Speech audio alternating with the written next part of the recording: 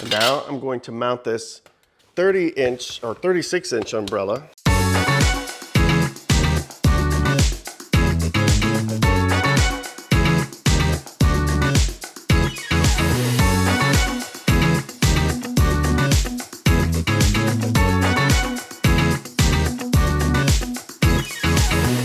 Hey, it's Jason with J. Allen Photography, and welcome back to the channel. We are now in week 2 of the new year, and that probably means you're getting ready to start playing with some of your new toys that you got for Christmas, and maybe one of your new toys is some off-camera lighting tools, like a flash. Maybe your New Year's resolution is you want to become a better off-camera flash photographer, and so your significant other bought you a speed light for off-camera flash. They're not super expensive. They're fairly versatile, and they're good to have. But what I would like to do is maybe give you some tips or what to look for, maybe some ways to save time and money and some heartache getting into off-camera flash photography. And so I just kind of want to tell you a little bit about how I did it, and maybe you can work around that. But first off, your off-camera flash, your speed light, right? And so this is an older Godox speed light, the TT685. I don't even know if they're still making these. They probably have a newer model. But this is one of the first lights that I bought when I was deciding to get more into off-camera flash photography. And so not only did I buy one, but I bought two. And so I really was like, hey, I really want to do this. I want to do it, but I don't want to spend a lot of money. I wasn't, at the time that I really started to get into it, I wasn't making a lot of money with my work yet. And so I didn't have a lot of paid gigs. And so, you know, I can't remember what I paid for these at the time, but maybe around $100 a piece. And so I was in about $200. So that's the speed light.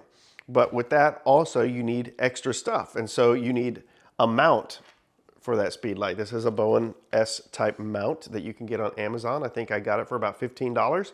But you'll need this so that you can mount your speed light to your stand, which you'll also need a stand, right? So here's your stand.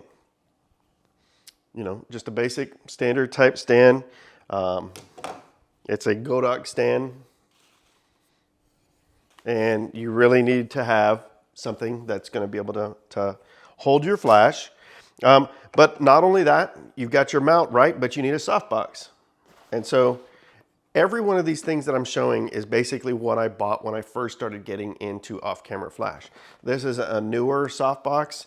I think it's 18-inch or 20-inch softbox. It is got a diffuse panel, another diffuser panel inside, no grid. But this is kind of what started my off-camera flash obsession.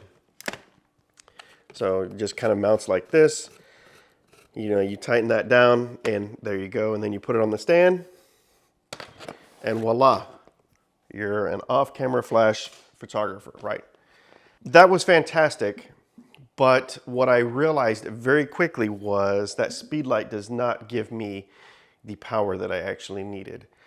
Yes, it would probably work specifically at like a golden hour type thing, you know, sunset, sunrise, but it's also very limited as far as the output power. What you'll also notice too is, you know, the stand works, the softbox is okay, but what you'll eventually learn in off-camera flash photography is the bigger the light source, the softer the light on your subject. And so at 18 or 20 inches, this isn't that big of a softbox. It can still do what you need it to do, but it's not going to be the best for providing light. So again, budget photography at this point, right? So you've got your mount, you've got your speed light, and you've got your light. And so what I did is I was really trying to do it on a budget, and I know a lot of photographers are on a budget, but I really tried to go on a budget. So I spent about $200 on 2 speed lights. I probably bought 2 of the mounts. I bought 2 softboxes so that in case I needed to use 2 light sources, and I needed 2 stands. So I was probably in close to about $300 when all was said and done with my entry level or entry into off-camera flash. And again, I don't think that's necessarily a bad thing, but my take is don't get rid of it. You know, if your significant other got this stuff for you, I'm not saying send it back, but what I'm saying is prepare yourself to grow into off-camera flash photography. So instead of, if you just got the speed light, right, instead of just going basic on it and just getting like this mount, you'll still need the mount, but go with a bigger softbox. Don't go cheap. You don't need to go with the big 42-inch Easy Lock either. That's what this is. This was about $100 just for that softbox. But maybe you can go with a smaller one, like a 36-inch. It will come with the grid. The Easy Lock is what I love using. They kind of pop and release like an umbrella. And so it's a fantastic softbox. And it will do the exact same thing with your speed light as this little one will do, but it's going to spread that light a lot better than the smaller softbox. It's a little bit more heavy duty too. So what does that mean? So if I put this speed light at this mount on this light stand is probably going to be a little bit flimsy. Rather than spending $25 to $30, maybe spend $60 on a bigger softbox so that you can grow into it when you get something better as far as your lights go. And what I would say is don't go cheap on your stand either.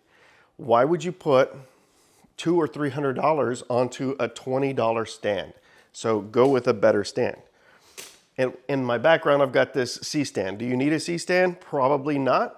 Definitely not to hold the speed light, but grow into it. Know that if your plan, your resolution, your desire is to be off-camera flash, you need to have equipment that you can grow into and that's going to not blow away, fall easily. You need to protect your investment that you have.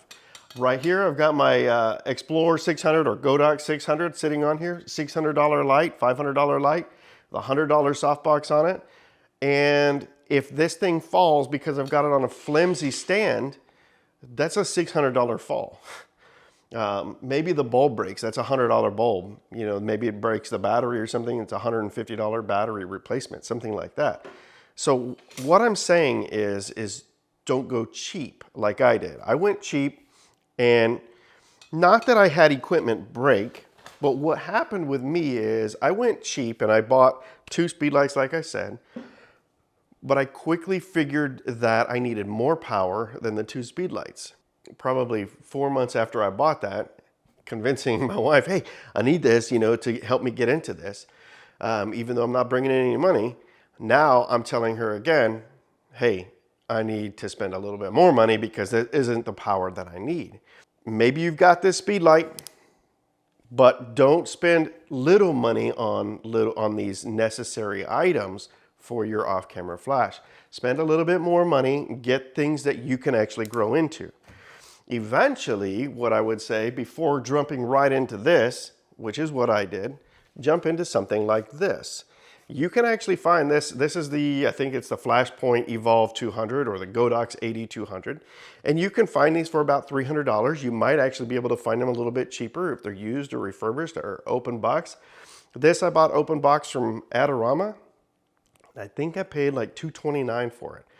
Came with everything.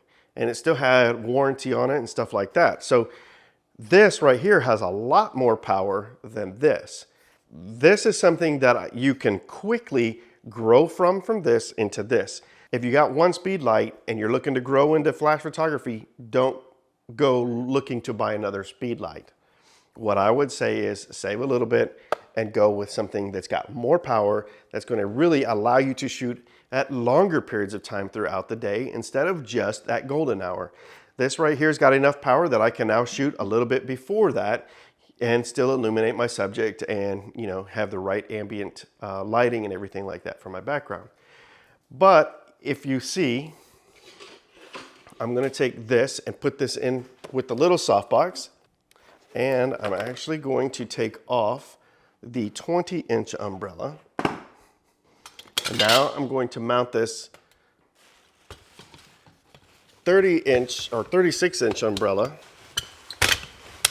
I've got my 200 on here with the mount and the umbrella, and look at that. Look how flimsy that is. And this is a good stand. This is a decent stand. But that wind is going to just knock this over. You can put sandbags if you want to, or try to weigh it down.